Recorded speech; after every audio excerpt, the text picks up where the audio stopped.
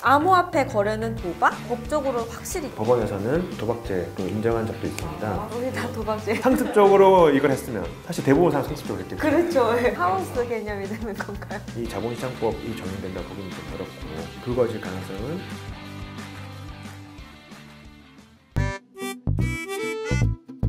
코인사이트 인터뷰. 빠밤. 암호화폐 법적 이슈 네 번째 질문입니다. 두구두구두구 뜨는 암호화폐 거래는 도박? 네, 암호화폐 거래는 도박인가요? 네, 위의 질문들보다 조금은 그래도 좀 재미있는 주제가 나왔는데요. 네. 거의 사실 도박이 아니냐. 어른분들은 되게 안 좋게 보는 경우도 많거든요. 많죠. 근데 만약에 그분들 말씀대로 암호화폐 거래가 만약 도박이다라고 네. 하게 되면 그거를 이용한 사람, 그러니까 우리 투자자들은 형법에 따라서 도박죄로 처벌받을 수 우리 다 있고요. 도박죄. 네. 상습적으로 이걸 했으면 사실 대부분 사람 상습적으로 했겠죠. 그렇죠. 네. 상습적으로 했으면 빼박이죠. 3년 이하의 징역 2천만 원 이하의 벌금이 처해질 수 있거든요. 형법 246조에서. 네.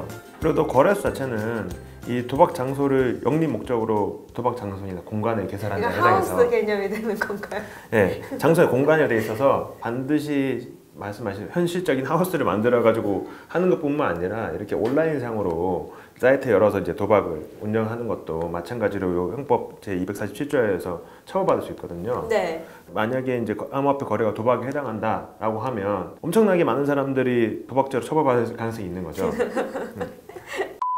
형법 도박죄를 조금 살펴보면 네.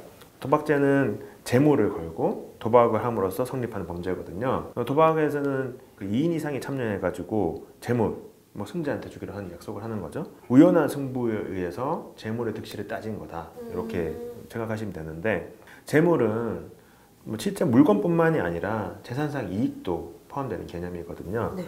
그리고 또 그 가격이 높냐 낮냐는 따지지 않습니다. 또 이게 실제로 교환이 가능하냐 안 가능하냐도 불문하고요. 현실적으로 서로 재물을 주고받지 않는다고 하더라도 그 약속만 있으면 도박에 해당할 수 있거든요. 네.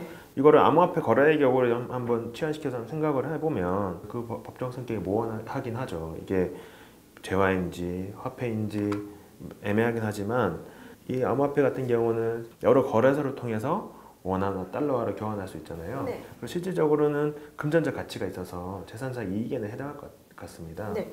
또 이 요건 중에 하나가 재물의 득실을 다투는 건데요. 참가자 전원이 또 이기거나 잃거나 이런 가능성을 부담하는 건데요.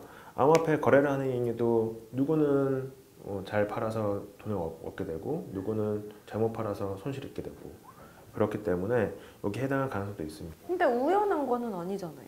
그렇죠. 제일 핵심 중에 하나가 이게 과연 우연한 승부인지 여부가 중요한데요. 네. 이 우연성이란 거는 우리가 생각을 해보면 스포츠 경기 같은 경우는 실력이 기반을 하잖아요. 기본적으로는 우연한 승부를 보기는 힘들죠. 예를 들면 평창 동계올림픽 같은 경우 생각을 해봐도 선수들이 갈고 닦은 실력을 바탕으로 승부를 겨루는 거지 우연한 계기에서 이게 승부가 결정되는 건 아니잖아요. 다만 법원에서는 내기 골프를 할 때 서로 실력이 개입된다고 하긴 하지만 일단 전체적으로 봤을 때 우연한 승부가 아니냐라고 해서 내기 골프에 대해서는 도박죄로 인정한 적도 있습니다. 그래서 다소라도 우연한 사정에 의해서 영향을 받게 되면 도박죄가 성립할 수는 있죠. 때문에 암호화폐 거래가 도박죄에 해당할 수 있느냐 여부는 이 우연성이 핵심인데 사실 우연성이 개입된다 볼 여지가 없는 건 아닙니다. 그래서 이러한 측면 때문에 정부 당국에서는 도박죄에 해당할 가능성도 있지 않냐 이렇게 판단하고 있는데 물론 그런 시각이 뭐 이론의 여지가 전혀 없는 건 아닙니다. 근데 제가 한번 분석을 해보면 그냥 묻지마 투자를 하는 경우도 있지만 기본적으로 시세 동향을 파악을 하고 또 파는 사람, 사는 사람이 얼마 되는지 거래량이 얼마 되는지 뭐 알고 투자를 하는 경우가 많잖아요. 네. 따라서 판단 이런 여러 가지 정보를 기초한 판단에 의해서 투자를 하는 거기 때문에 이 우연성 요소가 개입된다고 보기는 조금 어렵지 않나 저는 그렇게 생각을 합니다. 그래서 암호화폐 거래는 그러니까 제가 거래한 사람의 판단에 따라서 매매 손익이 볼 뿐이지 우연한 승부에서 승자한테 재물을 주는 건 아니지 않나 무리지 않나라고 저는 개인적으로 보고 있습니다. 선물, 옵션 이렇게 파생 상품 같은 거 투자할 때도 그것도 뭐 우연성이 개입하는데 그거는 도박죄에 해당하지 않습니까? 라고 네.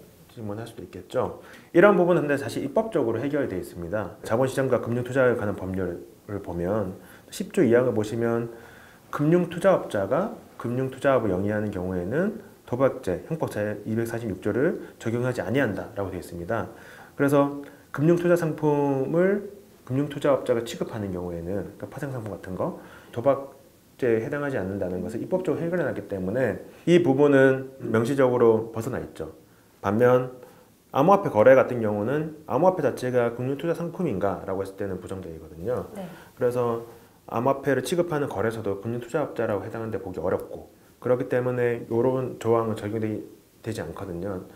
따라서 예전에도 모 거래소 같은 경우에는 마진 거래가 문제였었는데 그런 경우에도 이 자본시장법이 적용된다고 보기는 좀 어렵고 결국에는 도박죄가 불거질 가능성은 조금 있다 정도로 정리할 수 있습니다. 개인적으로 분석했었을 때 그랬다고 하셨잖아요. 네. 이게 법적으로 확실히 이게 도박이 아니다. 맞다. 이게 너무 궁금해요. 사실 이게 확정적으로 도박이 아닙니다라고 보기는 좀 어렵고요. 네. 근데 가능성을 따지면 도박죄에 해당하는 가능성이 상당히 낮다고 볼 수 있죠. 왜냐하면 저희가 암호화폐 거래를 할 때 우연하게 내가 거래를 했는데 내가 승리를 해가지고 돈을 땄다 이런 개념 아니잖아요. 네. 저희가 여러 가지 정보나 정책들을 보고 그걸 고려해서 판단한 다음에 투자를 하는 거지. 도박을 한다고 치면 이런 거죠. 우리가 포커 게임을 한다. 그때 사람 심리는 분석하지만 대부분 우연한 요소에 의해서 내 카드가 어떻게 받는지에 따라서 결정이 되는 거잖아요. 네. 근데 이건 사실은 예측하지 못한 영역이 있긴 하지만 기본적으로 시세 동향이라든가 수요 공급 정보 또 정부의 정책들을 고려해서 판단해서 투자를 해서 그거에 따라서 제가 이익을 얻을 수도 있고 손실을 받을 수도 있는 거기 때문에 이거를 우연한 승부에 의해서 재물을 주는 거다라고 보기는 좀 어렵지 않을까 생각합니다. 이게 만약에 도박죄가 성립을 한다면 우리가 주식을 매매하거나 그럴 때에도 다 도박이 되는 거겠죠. 근데 이제 아까도 말씀드렸듯이 금융투자업자가 금융투자업을 영위하는 경우에는 도박 형법제 246조 적용되지 아니한다라고 되어 있기 때문에 그런 부분 입법적으로 해결되어 있고 향후 이 부분도 정부에서는 암호화폐를 법제화를 한다고 한다면 암호화폐를 거래하는 것 또 암호화폐를 기초자산으로 하는 파생상품 거래에 대해서는 좀 입법적으로 해결하는 게 필요하지 않을까 저는 그렇게 생각합니다.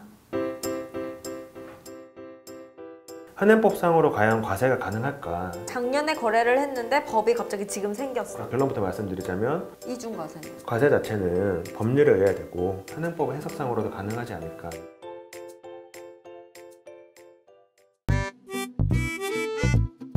코인사이트 인터뷰